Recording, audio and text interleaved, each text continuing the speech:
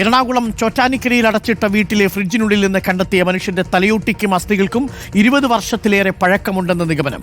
Medical വിദ്യാർത്ഥികൾ പഠനത്തിനുപയോഗിക്കുന്ന രീതിയിലാണ് ഇവ സൂക്ഷിച്ചതെന്നാണ് കണ്ടെത്തൽ. വീട്ടുടമയായ ഡോക്ടർ ഫിലിപ്പ് ജോണിന്റെ മൊഴി രേഖപ്പെടുത്തും. അർജുൻ മട്ടന്നൂർ ചേരുന്നുണ്ട് ഇപ്പോൾ സംഭവസ്ഥലത്തു നിന്നും. അർജുൻ മട്ടന്നൂർ, ഒരുപാട് ദുരൂഹതകളുണ്ട്. ഞെട്ടിപ്പിച്ച വിവരമാണ് ഇത്. ഈ മെഡിക്കൽ വിദ്യാർത്ഥികളാണോ അവിടെ താമസിച്ചിരുന്നത്? എന്താണ് നമുക്ക് ലഭിക്കുന്ന പ്രാഥമിക വിവരങ്ങൾ? മൊത്തത്തിലൊരു അപസർപ്പക കഥയെ വെല്ലുന്ന റിപ്പോർട്ടാണല്ലോ Arjun Mattannur. Good morning. Good morning doctor Arukumar. ഇന്നലെ വൈകിട്ട് 4:30യോടെയാണ് ചോറ്റാനിക്കര എരുവേലിയിലെ ഈ കാണുന്ന വീടിനുള്ളിലെ ഫ്രിഡ്ജിൽ നിന്ന് ഇത്തരത്തിൽ തലയോട്ടിയും അസ്ഥികളും കണ്ടെത്തിയത്. ഏതാണ്ട് 25 വർഷത്തിലേറെയായി ഈ വീട് പൂട്ടിക്കിടക്കുകയാണ്. ഒരു ഡോക്ടറുടെ വീടാണ്. അദ്ദേഹം ഇപ്പോൾ കൊച്ചിയിൽ സൈക്കാട്രിസ്റ്റായി ജോലി ചെയ്യുകയാണ്. അദ്ദേഹത്തിൻ്റെ മക്കളൊക്കെ തന്നെ ഡോക്ടർമാരാണ്. അവരൊക്കെ വിദേശത്താണ്. ഇത്തരത്തിൽ ഒരു ഡോക്ടർമാരുടെ ഒരു കുടുംബമാണ് ഇവിടെ നേരത്തെ താമസിച്ചിരുന്നത്. പക്ഷേ ഏതാണ്ട് ഒരു 15 വർഷം മുമ്പ് വരെ ഈ ഡോക്ടറായ ഫിലിപ്പ് ജോൺ തൻ്റെ ഈ വീട്ടിൽ വന്നു പോകാറുണ്ടായിരുന്നു. പക്ഷേ കഴിഞ്ഞ ഒരു 15 വർഷത്തോളമായി ഈ വീട്ടിൽ അദ്ദേഹം വരാറേ ഉണ്ടായിരുന്നില്ല. അതിനുശേഷം ഈ വീട് ഏതാണ്ട് തകർച്ചയുടെ വക്കിലാണ്. ഈ വാതിലുകളൊക്കെ കാണാം, ഇത്തരത്തിൽ തകർന്നു തുടങ്ങിയ വാതിലുകളാണ്. ഏതാണ്ട് 14 ഏക്കർ സ്ഥലമാണ് ഈ ചുറ്റുവട്ടത്തുള്ളത്. ഇത് ഏതാണ്ട് കാട് പിടിച്ച നിലയിലാണ്. വലിയ മരങ്ങളൊക്കെ തന്നെയുള്ള ഒരു സ്ഥലമാണ്. റോഡിൽ നിന്ന് ഏതാണ്ട് ഒരു 50 മീറ്റർ അകലെയാണ് ഈ വീടുള്ളത്. ഇപ്പോൾ കഴിഞ്ഞ കുറേ കാലമായി ഇവിടെ സാമൂഹ്യ വിരുദ്ധരുടെ ഒരു കേന്ദ്രമാണ്. ഈ പുതുവർഷ ദിനത്തിലൊക്കെ തന്നെ വലിയ ശബ്ദങ്ങളൊക്കെ തന്നെ ഇവിടെ നിന്ന് നാട്ടുകാർ കേട്ടിരുന്നു. അതുകൊണ്ട് തന്നെയാണ് ഇത്തരത്തിൽ ഈ നാട്ടുകാരൊക്കെ തന്നെ പരാതി നൽകിയത്. ഇവിടെ സാമൂഹ്യ വിരുദ്ധരൊക്കെ തന്നെ ഇത്തരത്തിൽ താവളം അടിക്കുന്നുണ്ട് എന്ന പരാതി നൽകുകയും ചെയ്തത്. എന്തായാലും അത്തരത്തിൽ ഇന്നലെ അതുമായി ബന്ധപ്പെട്ട് പോലീസ് ഒരു പരിശോധന നടത്തിയപ്പോഴാണ് ഈ ഫ്രിഡ്ജിനുള്ളിൽ നിന്ന് ഇത്തരത്തിൽ ഒരു അസ്ഥികൂടവും അസ്ഥികളും ഒക്കെ തന്നെ ലഭിച്ചത്. ഈ കാണുന്ന ഫ്രിഡ്ജിനുള്ളിൽ ഒരു 3 കവറുകളിലാക്കിയാണ് ഇവ സൂക്ഷിച്ചിരുന്നത്. അതായത് ഒരു കവറിൽ തലയോട്ടി ഉണ്ടായിരുന്നു, മറ്റൊരു കവറിൽ വിരലുകളടങ്ങുന്ന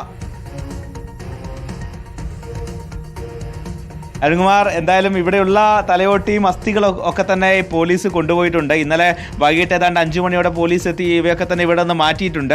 പക്ഷേ പരിശോധന തുടരുന്നേ ഉള്ളൂ. പ്രത്യേകിച്ച് വളരെ പഴക്കമുള്ള ഒരു അസ്ഥികൂടമാണ് എന്നാണ് മനസ്സിലാക്കുന്നത്. മാത്രവുമല്ല, ഈ തലയോട്ടിയുടെ മുകളിലൊക്കെ തന്നെ ഈ വൈദ്യശാസ്ത്ര വിദ്യാർത്ഥികൾ മാർക്ക് ചെയ്യുന്ന രീതിയിലുള്ള ചില മാർക്കുകളൊക്കെ തന്നെ കണ്ടെത്തിയിട്ടുണ്ട്. അതുകൊണ്ട് തന്നെ അത് പഠനാവശ്യത്തിന് വേണ്ടി സൂക്ഷിച്ചതാണ് എന്നൊരു സംശയത്തിൽ തന്നെയാണ് പോലീസ് ഉള്ളത്. മാത്രവുമല്ല, കൃത്യമായി ഈ തലയോട്ടിയും പ്രധാനപ്പെട്ട അസ്ഥികളും ഒരു കവറ്, അതോടൊപ്പം മറ്റ് ചെറിയ അസ്ഥികൾ മറ്റൊരു കവറിൽ, ഈ കൈവിരലുകൾ അടക്കമുള്ള അസ്ഥികളൊക്കെ തന്നെ മൂന്നാമതൊരു ചെറിയ പ്ലാസ്റ്റിക് കവറിൽ, ഇത്തരത്തിൽ 3 കവറുകളിലാക്കി കൃത്യമായി സൂക്ഷിച്ചിട്ടുണ്ട്. മാത്രവുമല്ല, ഈ നട്ടലിൻ്റെ കശേരുക്കളൊക്കെ തന്നെ ഈ നൂലിൽ കോർത്ത നിലയിലാണ് ഉള്ളത്. അതുകൊണ്ട് തന്നെയാണ് ഇത്തരത്തിൽ വലിയ ഒരു ദുരൂഹത ഇല്ല എന്ന് തന്നെ നമുക്ക് പറയാം. പക്ഷേ ഇത്തരമൊരു അലക്ഷ്യമായി തന്നെ ഇത്തരം തലയോട്ടിയും അസ്ഥികൂടങ്ങളും ഇവിടെ സൂക്ഷിക്കുന്നു. മാത്രവുമല്ല, ഇവിടെ സാമൂഹ്യ വിരുദ്ധർ സ്ഥിരമായി താവളമാക്കുന്നു തുടങ്ങിയ കാര്യങ്ങളാണ് പോലീസ് പറയുന്നത്. നാട്ടുകാർ സ്ഥിരമായി പരാതി ഉന്നയിക്കുന്നുണ്ട്. അതുകൊണ്ട് തന്നെ ഇത് എത്ര കാലം മുമ്പാണ് ഇവിടെ കൊണ്ടുവച്ചത്, ആരാണ് കൊണ്ടുവച്ചത്, ഇത് സ്ത്രീയുടെ അസ്ഥികൂടമാണോ അതോ പുരുഷൻ്റേതാണോ തുടങ്ങിയ കാര്യങ്ങളൊക്കെ തന്നെ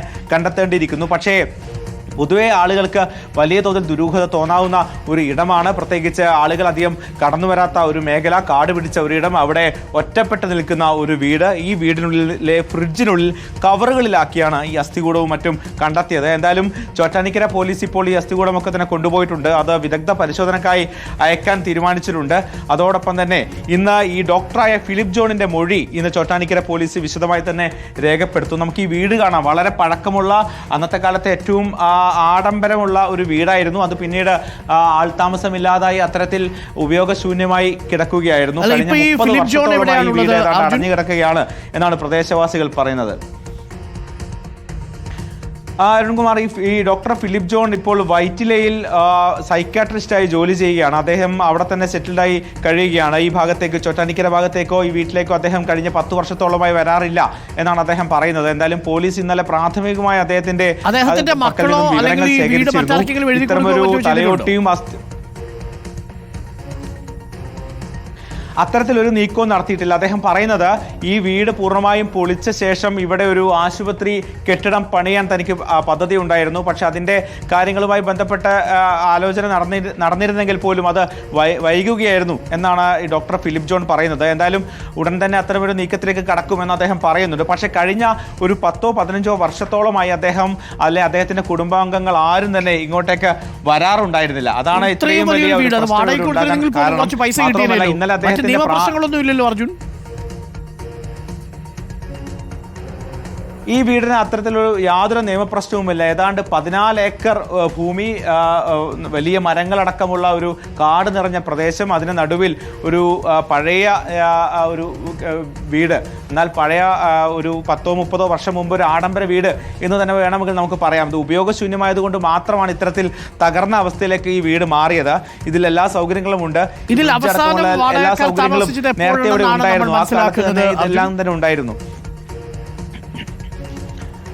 അരുൺകുമാർ, ഈ വീട്ടിൽ വാടകക്കാർ ആരും താമസിച്ചിരുന്നില്ല. ഏതാണ്ട് ഒരു 25 വർഷം മുമ്പ് ഈ ഡോക്ടർ ഫിലിപ്പ് ജോൺ ഈ വീട് പൂട്ടി നഗരത്തിലേക്ക് മാറുകയായിരുന്നു, അവിടെ ഫ്ലാറ്റിലേക്ക് മാറുകയായിരുന്നു. തുടർന്ന് ഈ വീട് അടച്ചിട്ട അവസ്ഥയായിരുന്നു. ഏതാണ്ട് 10-15 വർഷം ഈ വീട്ടിൽ അദ്ദേഹം വല്ലപ്പോഴുമൊക്കെ തന്നെ വന്നു പോകാറുണ്ടായിരുന്നു. പക്ഷേ കഴിഞ്ഞ കുറേ കാലമായി ഇങ്ങോട്ടേക്ക് വരാറില്ല, ആരും തിരിഞ്ഞു നോക്കാറില്ല. ഈ ഡോക്ടർ ഫിലിപ്പ് ജോണിന്റെ മക്കളും വിദേശത്താണ്, അവരും ഡോക്ടർമാരാണ്. അത്തരത്തിൽ ഡോക്ടർമാർ ഉള്ള നിരവധി ഡോക്ടർമാരുള്ള ഒരു കുടുംബമാണ്. അതുകൊണ്ട് തന്നെയാണ് പോലീസിന് പ്രാഥമികമായി അത്തരമൊരു സംശയം വന്നിരിക്കുന്നത്. ഈ വൈദ്യശാസ്ത്ര പഠനത്തിന് വേണ്ടിയോ മറ്റോ എവിടെ നിന്നെങ്കിലും സംഘടിപ്പിച്ച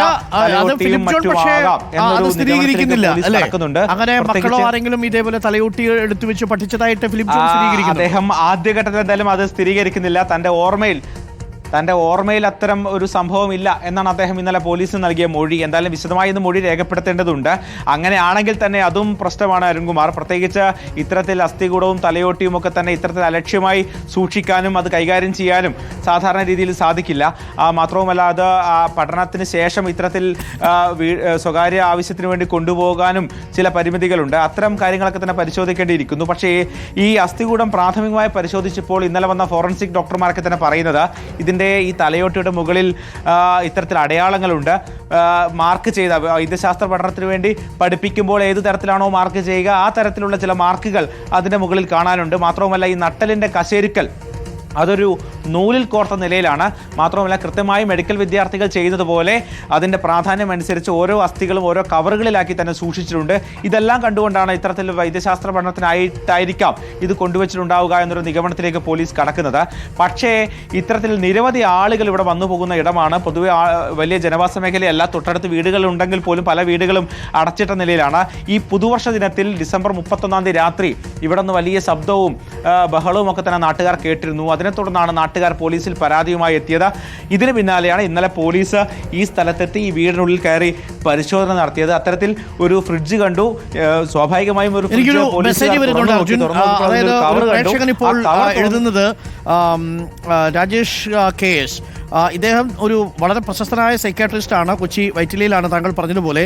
അതേപോലെ അദ്ദേഹത്തിൻ്റെ വാടകയ്ക്ക് കൊടുക്കേണ്ട ആവശ്യമില്ല.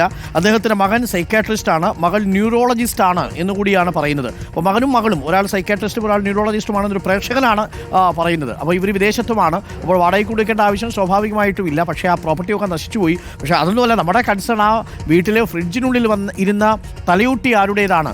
മാത്രമല്ല, 20 വർഷം മുമ്പെന്ന് പറയുമ്പോൾ അന്ന് ഈ സ്വകാര്യ മെഡിക്കൽ കോളേജുകളൊക്കെ വരുന്നതിന് മുൻപായിരിക്കും അല്ലേ?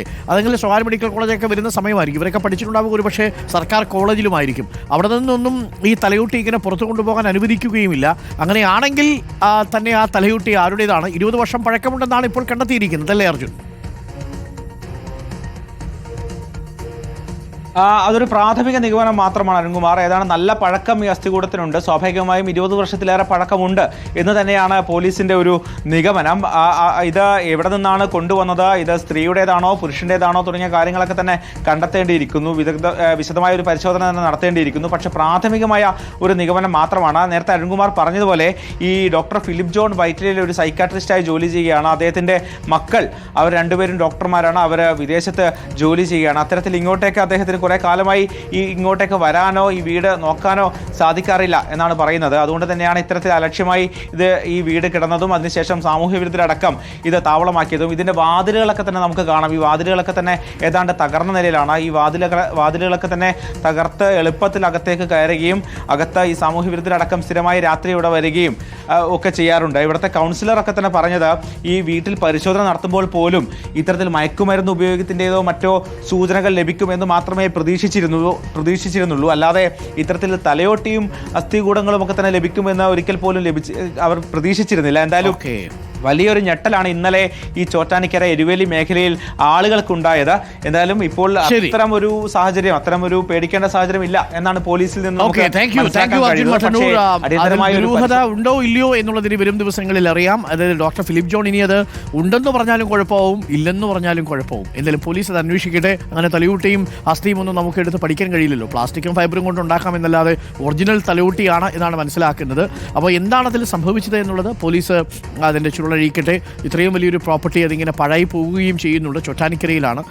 അപ്പോൾ അത് അവിടെ ഒരു ആശുപത്രി പണിയണമെന്നായിരുന്നു തൻ്റെ ആഗ്രഹമെന്നാണ് ഡോക്ടർ ഫിലിപ്പ് ജോൺ പറയുന്നത്. പക്ഷേ പിന്നീട് ആ പദ്ധതി ഉപേക്ഷിച്ചു എന്നാണ് മനസ്സിലാക്കുന്നത്.